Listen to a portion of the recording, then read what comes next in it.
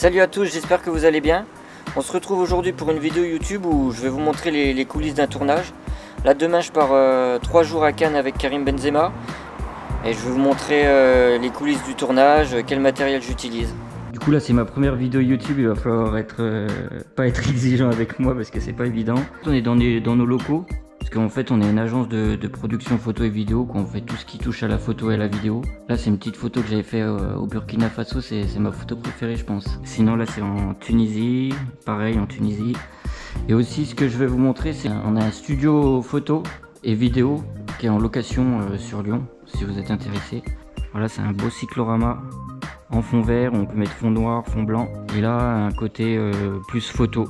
Avec pareil, vous pouvez choisir les fonds, il y a tout le matériel mis à disposition pour faire des bons shootings. Alors maintenant je vais vous montrer tout le matériel que je vais emmener. Alors du coup j'ai pris ça pour la GoPro, je sais pas si vous voyez, c'est pour faire des plans dans l'eau et on voit la surface de l'eau. Ça c'est des fixations pour la GoPro, c'est pour recharger les batteries de la GoPro, c'est super pratique, on peut en charger plusieurs en même temps. Du coup le Ronin aussi, pareil pour stabiliser, hein. De toute façon vous connaissez si vous êtes photographe, caméraman. Là c'est un micro perche que j'ai customisé. Moi, je bricole souvent, je pense qu'il faut souvent bricoler pour faut être débrouillard quoi, pour faire des plans originaux, faut pas hésiter à bricoler. Là du coup j'ai mis une ventouse dessus, hop, j'ai remis plusieurs fixations pour bien que ça tienne. En fait c'est pour faire des plans à la GoPro 360 comme j'avais fait l'année dernière à Cannes. Je sais pas si vous avez vu, je vous montrerai de toute façon un extrait en vignette. On voit tout à 360 degrés, après on peut choisir le plan de vue. Puis là j'ai pris un flash, là j'ai pris un diffuseur qui est bien pratique pour diffuser un peu la lumière, parce que des fois c'est un peu trop cru. Alors aussi je vais faire de l'argentique un peu, là je débute dans l'argentique, j'ai pris le Canon AE1, puisque ouais, il est pas mal pour débuter, et ça fait de belles photos. J'ai pris la Portra 400, je sais pas si vous connaissez aussi. J'ai pris un 50 mm à 1.4 avec là j'ai adapté un objectif M42 de Pentax à 135. Alors combien il couvre à 2.5, ça peut faire des belles photos je pense. Je me suis pris aussi une caméra Super 8 pour faire des plans à l'ancienne, ça peut bien rendre, hein. Ça filme à 18 images par seconde. Ça peut être super lourd avec, voilà, avec les bobines. Enfin, maintenant ça vaut une blinde, hein, ça vaut super cher. Je sais pas si vous avez vu dans mes stories, mais je m'entraîne avec le DJI FPV. Par contre, je vais pas vous mentir, la caméra interne, elle est vraiment dégueulasse. Ça fait, j'ai rajouté une GoPro par-dessus, que je mets là. Après, il y a le Phantom 4 Pro.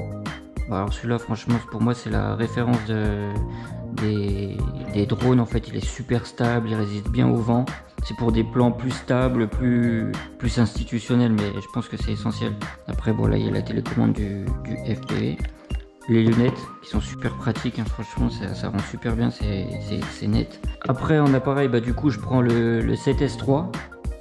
Là il y a un objectif, c'est un 7 mm artisan, 7,5 mm couvre à 2.8, ça pour faire des plans sympas. Le 7S3 en tout cas franchement c'est de la bombe, hein. Il filme à 4K 120 fps, la luminosité super bien. Il est super lourd par contre en photo, il est pas très bon.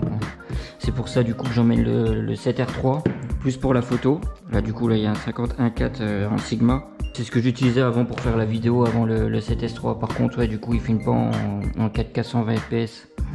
Après je vous montre les objectifs. Celui-là c'est le 105 mm pour faire du macro. Celui-là il est bien parce que je peux le mettre sur le Ronin. Là j'ai un 85 à 1.4. Il est super bien, mais par contre il tient pas sur le Ronin, il est trop lourd. Donc celui-là je le prends plus pour la photo. Et celui-là pour faire des longues focales en vidéo. Là il y a le 24 mm à 1.4. Et aussi je prends le 150-600. Ça c'est par exemple si on est sur le bateau et que je vais filmer de jet ski, comme je serai loin, je pense que je vais prendre celui-là quoi. Voilà en gros tout le matériel que je prends. Bon, allez, on se dit rendez-vous sous le tournage. Nous voilà sur le tournage à Cannes. Alors là je recharge la Super 8 avec une pellicule 200 ISO. Bah, comme je l'avais dit, les pellicules maintenant elles valent super cher, c'est genre 40 € la pellicule. Après pour la faire développer et numériser, il y en a pour au moins 60 €, ce qui fait qu'il y en a au moins pour 100 € de frais. Après c'est super simple d'utilisation, il y a juste à mettre la pellicule dedans. Voilà, la caméra est tout en automatique. Et avec la pellicule Kodak, on peut filmer environ 4 minutes 30. Maintenant elle est prête à tourner. On voit sur l'image, le grain il est très prononcé. N'hésitez pas à me dire en commentaire ce que vous en pensez, si vous aimez bien ou pas. Là je fais des séquences vidéo avec le C-Test3. J'essaye d'être le plus stable possible et de prendre des séquences de vie prises sur le vif. Comme vous l'avez vu avant, là j'ai beaucoup d'appareils, du coup je jongle entre tous les appareils, je recharge un pendant que j'utilise l'autre. Là je fais un peu d'argentique. Pour ceux qui n'ont pas fait de l'argentique, là je vous montre un peu ce qui se passe dans le viseur. Là il y a l'aiguille qui m'indique qu'il faut que je ferme à 11, F11. Et on peut voir sur la photo qu'il y a pas mal de grains, surtout dans les ombres. Et pareil, j'aime bien, ça donne un côté ancien qui change du numérique je reprends le stabilisateur pour faire des plans et là je me prends la vitre. Heureusement personne n'a vu, après c'est les aléas du tournage. Je repose mon stabilisateur et là je décide de faire un peu de drone.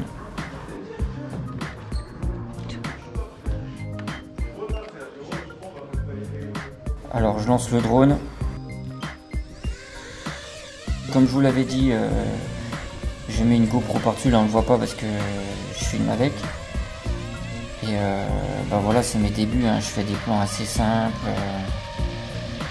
Mais je prends pas trop de risques, de peur de le perdre pour l'instant, il faut que je m'entraîne encore. Voilà les plans de drone finis, on se retrouve à la salle.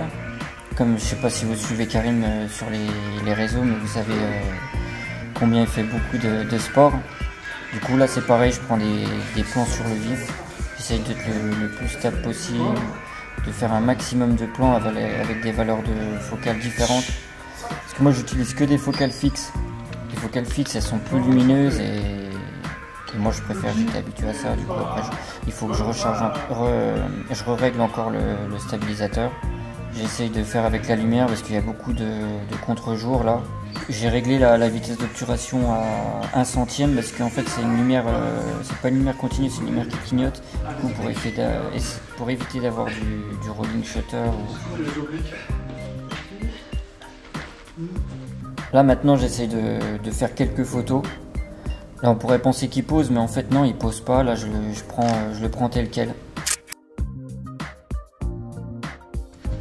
Alors là la nuit est tombée et pendant qu'on mangeait, j'ai vu qu'il y avait la lune qui était bien visible. Alors j'ai pris mon trépied et avec le 150-600 j'ai filmé la lune. Alors c'est super important d'être avec le trépied parce que plus on zoome, plus les mouvements sont accentués. Et là j'utilise le 7R3 comme j'ai pas besoin de filmer forcément 120 images par seconde. Et en plus comme ça le 7S3 je le garde pour faire des plans vidéo en même temps que je prends la lune. Et voilà le rendu, on voit vraiment bien les cratères et j'aime beaucoup parce qu'en plus ça donne un côté cinématique aux vidéos. Voilà, je me dirige vers la Lambo là pour faire les plans à la GoPro 360. Je vais fixer la caméra dessus. Belle petite Aventador. Alors là je fixe la perche avec toutes les ventouses que j'ai rajoutées dessus pour renforcer les fixations, pour éviter que ça tremble parce qu'en fait c'est vraiment pas, les plans ils sont pas exploitables, il suffit que ça tremble un petit peu. En plus c'est des voitures avec des suspensions super fermes et dès qu'il y a des trous, voilà, ça tremble de partout Là vous pouvez voir, j'ai mis des protections sur les lentilles et en fait vraiment c'est le truc à pas faire parce que il y a plein de reflets qui s'ajoutent et comme vous allez le voir sur le rendu, en fait ça laisse une marque. Ça je le savais pas et je l'ai vu qu'après.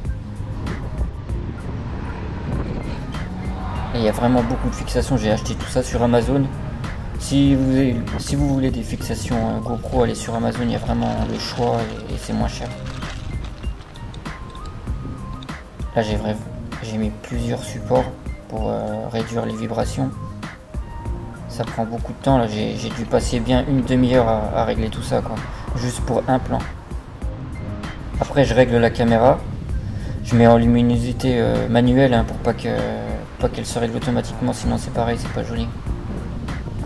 Une fois que c'est bien fixé, je démarre la Lambo et je démarre les plans. le rendu et comme je vous avais dit, on voit une marque là due aux protections des lentilles.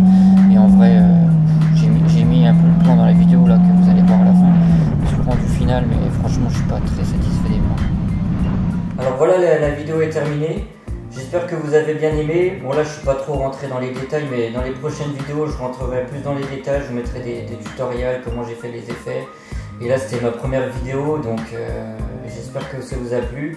Et je vous mets le résultat final en vignette. N'hésitez pas à aller voir. Abonnez-vous à la chaîne et à bientôt.